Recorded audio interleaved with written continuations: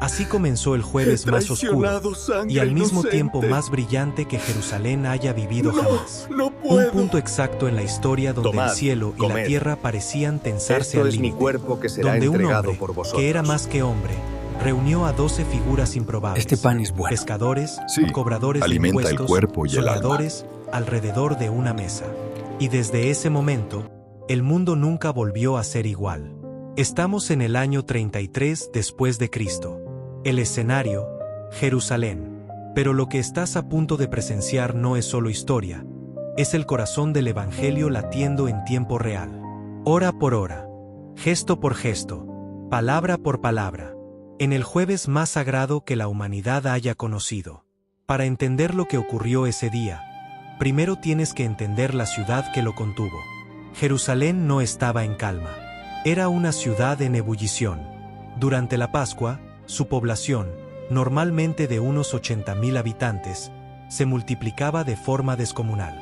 Peregrinos llegaban desde Galilea, la Decápolis, Egipto, Babilonia e incluso desde Roma. Todos convergían hacia las colinas de Judea para cumplir un mandato ancestral: celebrar la Pascua en el lugar elegido por Dios. Las estimaciones hablan de entre 100.000 y 250.000 personas abarrotando la ciudad y sus alrededores. Las calles, estrechas y laberínticas, desbordaban de gente. Los mercados no dormían. Los sacerdotes trabajaban sin descanso.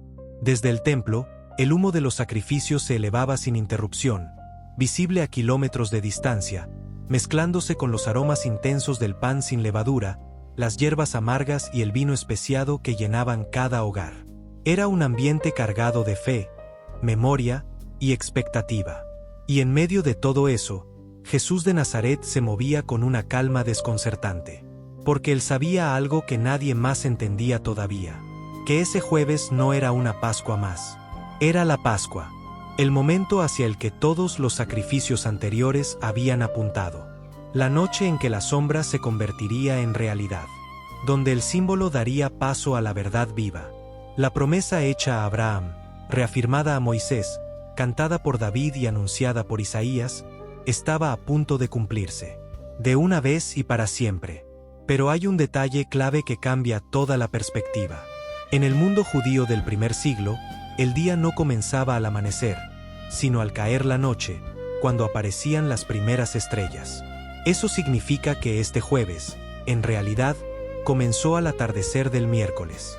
Y fue en esa transición, entre la luz que se iba y la oscuridad que llegaba, donde se desataron los eventos de la última cena. No es un detalle menor. Es la pieza que encaja todo: el sacrificio del cordero antes del anochecer, la cena durante la noche, cada paso cumpliendo con precisión absoluta lo establecido siglos atrás en el Éxodo. Nada fue improvisado. Todo fue cumplimiento. Porque esa noche, no solo se celebraba la liberación del pasado, se estaba escribiendo la redención definitiva. Luego llegaba uno de los momentos centrales, la Agadá, el relato del Éxodo. No era solo una historia, era una experiencia viva, llena de preguntas, respuestas, cantos y explicaciones que conectaban a cada participante con su pasado. Al terminar esta narración, se bebía la segunda copa, conocida como la copa de la proclamación o de las plagas, seguida por la primera parte del Alel, con los salmos 113 y 114, entonados como un himno de gratitud. Después venía el momento esperado, la comida principal. El cordero pascual, el pan sin levadura, las hierbas amargas y el jaroset componían una cena cargada de simbolismo. Al finalizar, se levantaba la tercera copa, llamada la copa de la redención o de la bendición, con la que se daba gracias por todo lo vivido. Y finalmente, la cuarta copa, la de la consumación, cerraba la celebración junto con los salmos 115 al 118 y el gran Alel, el salmo 136. Era una liturgia precisa, milenaria, profundamente cargada de significado. Y fue en medio de ese orden perfectamente conocido donde Jesús hizo algo que nadie antes había hecho. Tomó el pan sin levadura, dio gracias, lo partió, y dijo palabras que rompieron todos los esquemas. Esto es mi cuerpo, entregado por ustedes. Hagan esto en memoria de mí. Luego tomó la copa y, con la misma solemnidad, declaró: Esta copa es el nuevo pacto en mi sangre, que es derramada por ustedes. En ese instante, Jesús estaba haciendo algo radical. Estaba reinterpretando toda la historia del Éxodo, alrededor de sí mismo. Estaba afirmando que Él era el verdadero Cordero, que su cuerpo era el pan definitivo, y que su sangre inauguraba un nuevo pacto, no escrito en piedra, sino en el corazón. Además, estaba estableciendo un acto que sus seguidores repetirían a lo largo del tiempo, una forma de recordar su muerte y anunciar su regreso. Años después, el apóstol Pablo recogería esta enseñanza en una de las tradiciones más antiguas del cristianismo, transmitida incluso antes de que se escribieran los evangelios. Cada vez que el pan se parte y la copa se comparte, se proclama ese momento. Cada reunión alrededor de la mesa del Señor es un eco de aquella noche.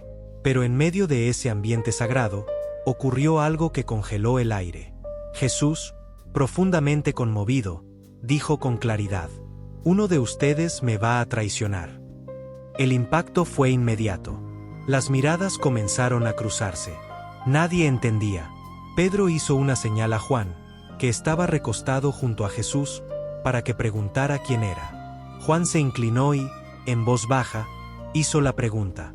La respuesta fue discreta, casi en código: «Aquel a quien le dé el pan mojado». Entonces Jesús tomó un trozo de pan, lo mojó y se lo dio a Judas. En esa cultura, ese gesto no era cualquiera. Era una señal de honor, de cercanía, incluso de afecto. Hasta el último instante, Jesús le estaba dando a Judas una oportunidad. Pero Judas tomó el pan y se fue. Y entonces, una frase breve, pero devastadora: «Y era de noche». No era solo una referencia al momento del día. Era una declaración espiritual. Judas salió de la luz hacia la oscuridad que había elegido. Y lo más inquietante es que los demás no lo entendieron. Pensaron que simplemente había salido a hacer un encargo o ayudar a los pobres. La traición ocurrió frente a ellos y pasó desapercibida. Así de cerca puede estar el mal. Y así de fácil puede confundirse con algo cotidiano. Después de que Judas salió, Jesús comenzó a hablar como nunca antes. Pronunció su discurso más íntimo, el de despedida. Les habló de un lugar preparado para ellos, afirmó ser el camino, la verdad y la vida, prometió el Espíritu Santo como consolador, les ordenó amarse como Él los había amado, y les advirtió del dolor que vendría. Pero también les dejó una certeza inquebrantable. Aunque el mundo los haría sufrir, Él ya había vencido. Jesús hablaba con la intensidad de alguien que sabe que cada palabra podría ser la última que sus discípulos escuchen en libertad. Y entonces llega un momento que merece detenerlo todo, la oración del capítulo 17. Es, sin exagerar, uno de los pasajes más impactantes de toda la Escritura. Jesús levanta la mirada al cielo y comienza a orar. Pero no es una oración común. Es una conversación íntima entre el Hijo y el Padre, presenciada por los discípulos como testigos de algo profundamente divino. Padre, ha llegado la hora. Glorifica a tu Hijo, para que tu Hijo te glorifique a ti. Y en el corazón de esa oración, declara algo que define toda la vida eterna: que conozcan al único Dios verdadero, y a Jesucristo, a quien Él ha enviado. Pero hay un momento aún más profundo. Jesús dice que no solo está orando por los que están allí con Él, sino también por todos los que creerán en el futuro. Sí, incluso por ti. En ese instante, en ese cenáculo, hace 2000 años, Jesús estaba pensando en ti de forma personal. No como una idea general, no como una categoría, sino como la persona concreta que eres hoy. Con tu historia, con tu fe, con tu momento. Detente un segundo y piénsalo de verdad.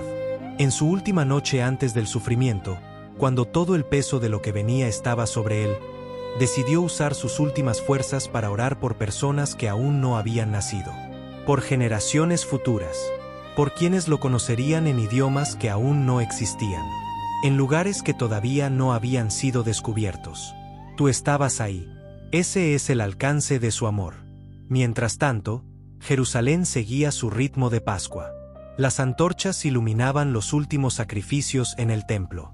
Las calles resonaban con cantos de peregrinos regresando a sus hogares. Los guardias vigilaban. Los soldados romanos observaban desde las murallas, atentos a cualquier disturbio. Y en algún rincón cercano, Judas afinaba los detalles de la traición. La cena terminó como marcaba la tradición, con un himno. Y luego salieron hacia el Monte de los Olivos. Imagina ese momento, 13 voces cantando, algunas quebradas por la emoción, entonando palabras antiguas que, esa noche, cobraban un significado completamente nuevo. La piedra que desecharon, ahora es la principal. Jesús cantaba sabiendo que al día siguiente él sería esa piedra rechazada. Cantaba sabiendo que estaba entrando en el día que cambiaría la historia para siempre. Y aún así, cantó, porque obedecer también es adorar, incluso cuando el dolor está a la puerta. Al salir, la noche los envolvió.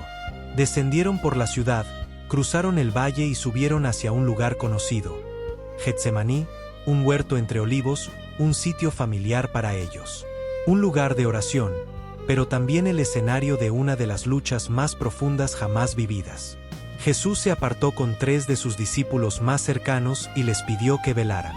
Pero algo cambió. Comenzó a sentirse profundamente angustiado. Mi alma está triste hasta la muerte, les dijo, y se alejó a orar. Lo que ocurrió allí va más allá del miedo a morir. Muchos habían enfrentado la muerte con valentía. Jesús mismo lo sabía. Pero lo que pesaba sobre él era diferente. Era cargar con todo el peso del pecado humano. Era enfrentar la separación. Era beber una copa que nadie más podía beber.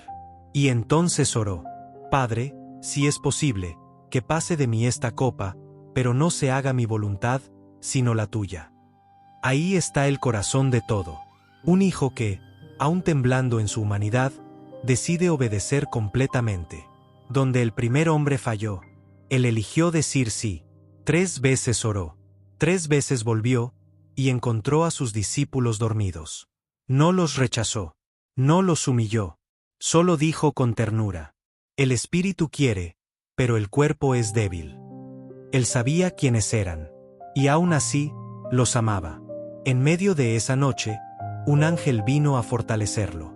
El cielo no estaba ausente, estaba sosteniendo al que sostenía todo. Y entonces, llegó Judas, con soldados, antorchas y armas. Había acordado una señal, un beso. Se acercó: Maestro, y lo besó.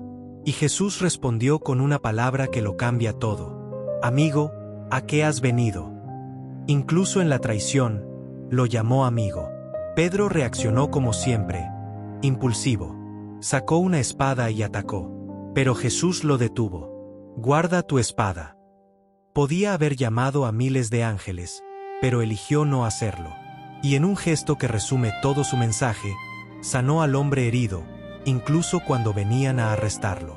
Ese fue su último milagro antes de la cruz. Los discípulos huyeron.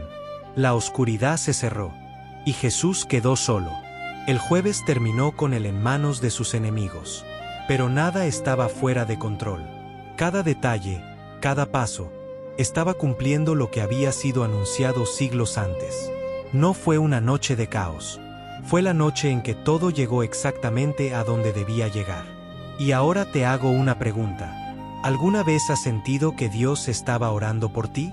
Que, en medio de algo demasiado grande para ti, había algo, o alguien, sosteniéndote. Porque eso sigue pasando. El Jueves Santo no es un recuerdo lejano. Es una realidad viva. Cada vez que participas del pan y la copa, estás en ese cenáculo. Cada vez que oras en tu momento más oscuro, estás en Getsemaní. Cada vez que sientes traición, estás cerca de aquel que también la vivió, y aún así amó. El Jueves Santo no es solo una fecha. Es el fundamento de todo. No es un ritual vacío. Es la revelación del corazón de Dios. Un amor que se humilla, que se entrega, que consuela, que intercede, y que está dispuesto a cargarlo todo, por ti. Y ese mismo Jesús hizo una promesa: volveré, y cuando lo haga, todo lo que comenzó esa noche encontrará su final perfecto. Así que no te quedes esto solo. Hay alguien que necesita escuchar esto hoy. Compártelo.